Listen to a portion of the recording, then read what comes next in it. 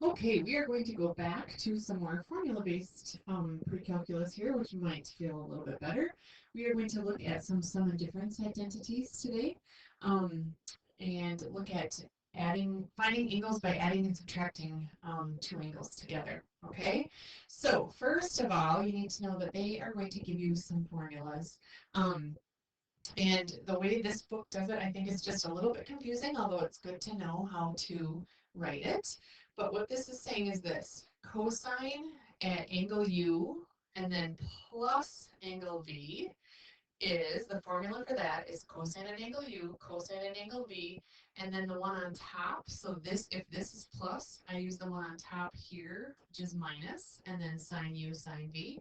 If I subtract angle U and angle V, then this sign is an addition. So whatever on top stays on top, whatever on the bottom stays on the bottom. That's how this book writes the formula. What I did for you is I kind of wrote these formulas all out, okay? And so you can see this, if this is sine here and it's a plus sign in between here, it's a plus sign in between here, and here's the entire formula. Whatever you want to call your two angles, it doesn't matter. This is alpha and this is beta. Um, those are Greek letters, and that's probably what I will typically use when I do this because I think it's easier to say and easier to read. But the book might do it something a little bit, a different letter in there, and that is completely fine. Okay, so what we are going to do first of all in this first example is we are going to find cosine at 75 degrees, and we can't use a calculator. When it says not to use a calculator, that means it doesn't want a decimal answer. It wants you to be able to use your unit circle somehow. The problem is when we go to our unit circle and we find 75 degrees, which is right about here, and remember that cosine is x over r, you don't have coordinates at 75 degrees. So you have to have a different strategy for this. And your strategy is going to be to have two angles that either add or subtract together to make 75. So there's lots of options that you could do. Um, I could do cosine at 30 plus 45. I could do lots of things. I could use anything that adds or subtracts to make 75. I could do 135 minus 60. Okay, that makes 75. So there's a whole bunch of things that you could do. As long as you have two angles that are on the unit circle that either add or subtract to make 75. Okay, whatever angles that is, it doesn't matter, but they have to be ones that you have coordinates for and they have to add or subtract to make 75. So what I'm going to do is I'm going to say cosine at 75 is the same as cosine at 30 plus 45. I have 30 degrees on my unit circle and I have 45 degrees on my unit circle, and 30 plus 45 makes 75. Okay, again, you can pick any numbers as long as they add and subtract to make 75. Excuse me.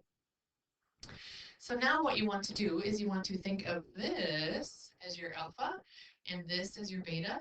And one of the mistakes that I see when people do this is they are so used to, when you see parentheses in math, distributing. And so they want to say, oh, I'll just distribute the cosine through, and this will be cosine at 30 plus cosine at 45. But you're not really distributing here, you're adding two angles together. And when you're adding two angles together, you do need to use the sum and difference formulas, okay?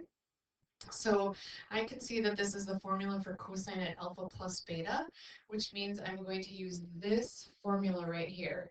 And I want you to think of this as alpha being 30 degrees and beta being 45. And you're going to use the right side of that formula wherever you see an alpha.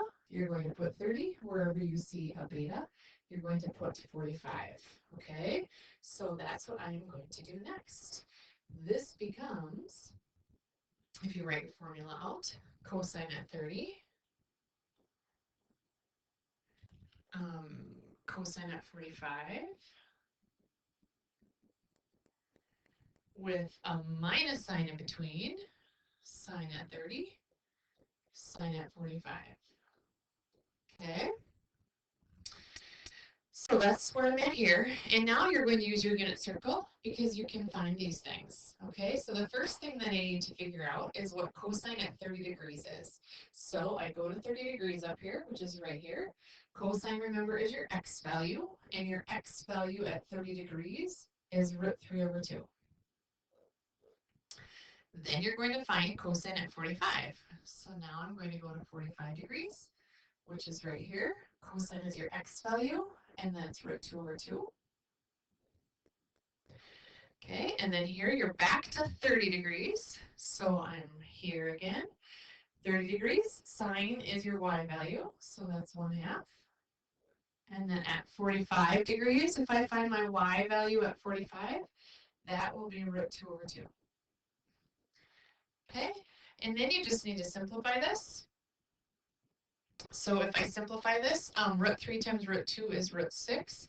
Remember that when you multiply fractions, you do need to multiply the denominators out. Lots of people say that that stays as a 2, but it doesn't when you multiply. It does become a 4. And then 1 times root 2 is root 2 over 4.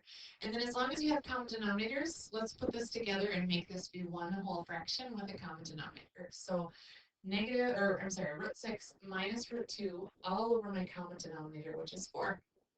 And that's as simple as I can get it, okay? I can't break down root 6, I can't break down root 2, and you can't add and subtract radicals that don't have the same number inside, okay? All right, here's a sine formula. Again, this is what the book gives you here, and you can read it this way, which is completely fine, but it's the formula. If this is a plus here, this is a plus here. If this is a minus here, this is a minus here. Or you can just kind of look at the list that I made, which I personally think is a little bit easier to understand, but you can think about it however you want. This next one is very similar, except for it is in radians this time. And so what we want to do, you can leave it in radians if you want. That's completely fine. I think most of you have an easier time picturing what's happening when you're in degrees. So I would suggest probably switching this to degrees. So it's been a while since we've done this, but remember that when you want to switch something that's in radians, 2 degrees, I will multiply by 180 over pi.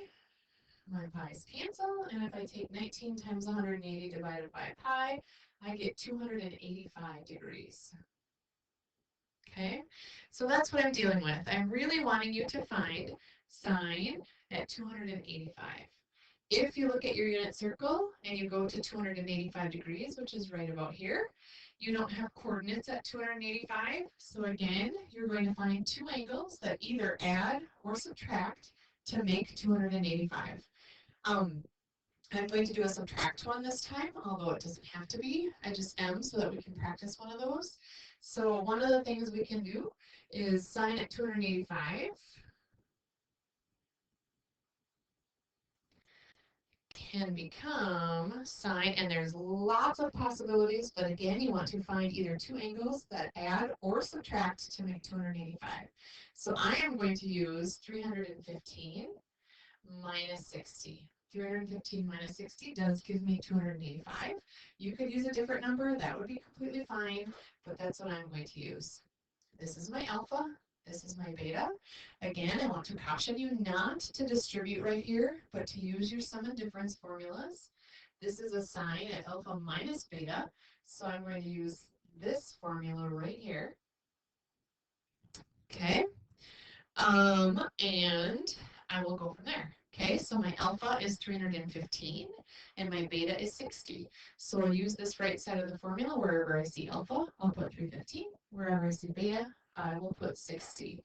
So it will go something like this. Sine at 315, cosine at 60, minus cosine at 315, sine at 60. Okay, from this point, of course, you go to the unit circle and you look these things up. So I will go through this really quickly since I pretty much did this last time. But I'm going to first of all find sine at 315. So I go to 315 on my unit circle. Sine is my y value, and so that's negative root 2 over 2. Okay, then I want to find cosine at 60. So I go to 60 degrees on my unit circle, which is up here. Cosine is your x value, so at that point it's 1/2. And then of course cosine at 315, go back to 315, your x value is root 2 over 2, and sine at 60 is your y value at 60 degrees, which is root 3 over 2. Okay, and at this point, all you need to do is simplify. And when you simplify, you have negative root 2 over 4 minus root 6 over 4. And you can make that look a little bit prettier. Put your common denominators together. You have negative root 2 minus root 6 all over 4. Okay, just so you know, when you're checking your answers in the back of the book, it might be written like this, or sometimes they'll write it like this. Some books don't like to have this negative right here, so they'll factor out a -1, okay? And then what they'll do sometimes is they'll, you can think of this right here as having a 1 over a 4. So sometimes they'll put the 4 down here and then write it like this.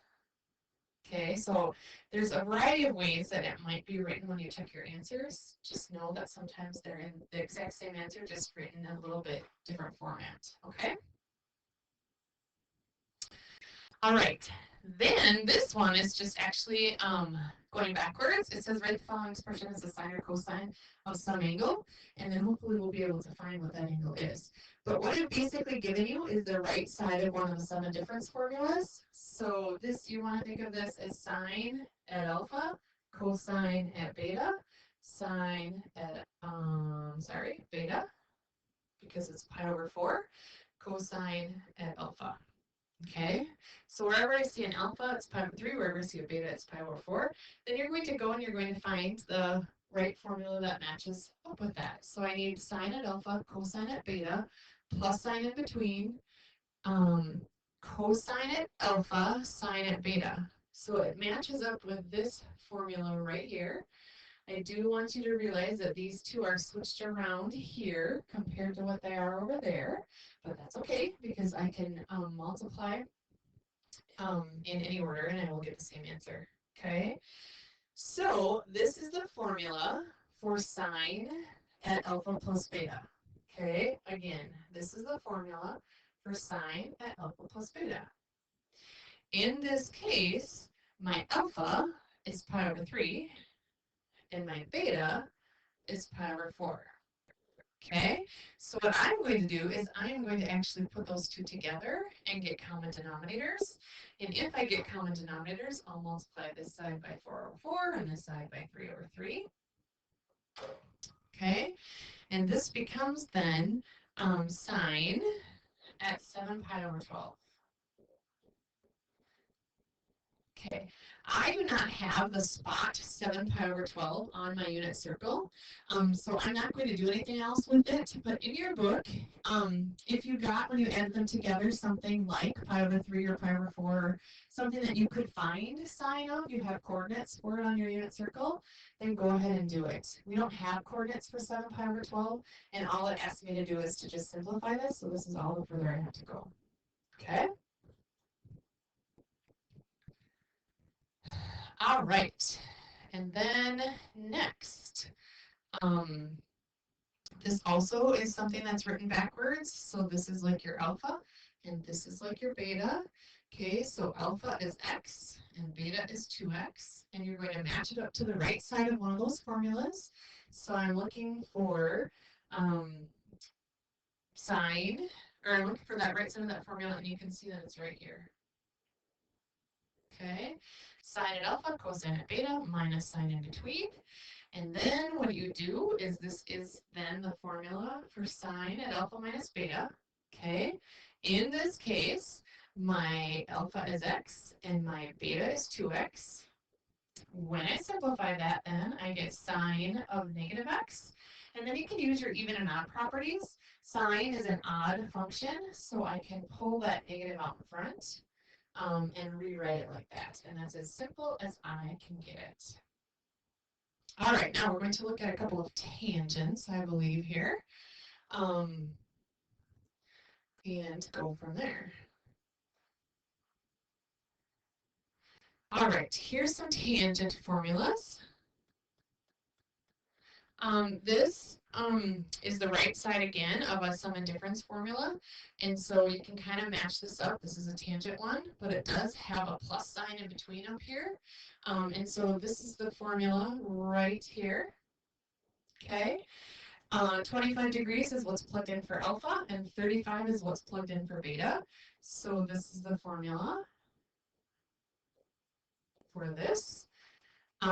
Again, this is your alpha, this is your beta, which of course becomes tangent at 60 degrees, okay?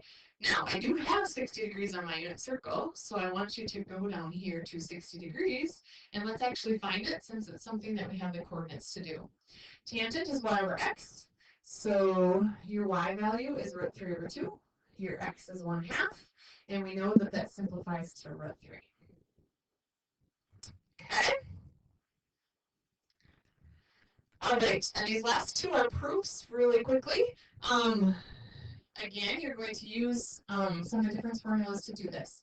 This is like your alpha, this is like your beta, okay? What you're going to do again is not distribute, but to write the sum of difference formulas out.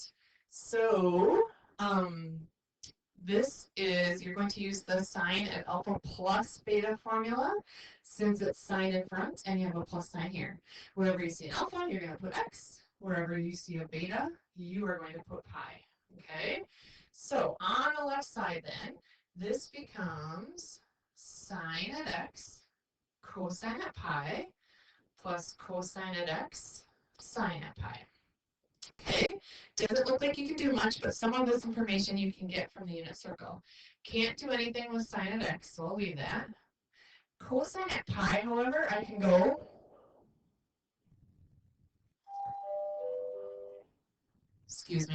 I can go to my unit circle and I can go to pi and I can find my cosine value, which is my x value at pi. And at pi, my x value is -1. Okay, here I can't do anything, so I'll just write it. But sine at pi, I will go to pi on my unit circle. Sine is my y value, which is 0. Okay? Then, of course, 0 times anything is 0, so we don't need to worry about that. And sine x times -1 is negative sine x. And I have just turned the left side into the right. All right, and lastly, here's what happens, okay? And I want to show you this, what happens sometimes. This is a tangent formula. This is like your alpha. This is like your beta. I'm going to go through this quickly because I have to run. But this is a subtraction formula. So sometimes what happens is people try to use this, and you can try to use it, and it works sometimes. However, here's the problem. What would happen is wherever I see a beta, I would put in 3 pi over 2 right here. And if you go to your unit circle and you try to find tangent at 3 pi over 2, 3 pi over 2 is down here. Tangent is your y over your x. Okay, so when I do, I would have -1 over 0, and that's undefined. Okay, I can't find tangent at 3 pi over 2 because it's undefined. So using this formula will not work, but what will work is I can rewrite tangent as sine over cosine. And that's what I'm going to do in this case. I'm going to rewrite it as sine over cosine. And then I'm going to do each of them separately. Okay, so on the top, I will write out my sine at alpha minus beta formula. And on the bottom, I will write out my cosine at alpha minus beta formula. Okay, so here we go. This is going to become sine at theta cosine at 3 pi over 2 minus cosine at theta sine at 3 pi over 2. On the bottom, I will have cosine at theta cosine at 3 pi over 2 plus sine at theta sine at 3 pi over 2. Some people think that you can just start canceling pieces of this right now, and you can't. Remember, anything subtracted or added functions as a team, and you can't cancel any part of it out, okay? So what you do want to do, though, is you can substitute.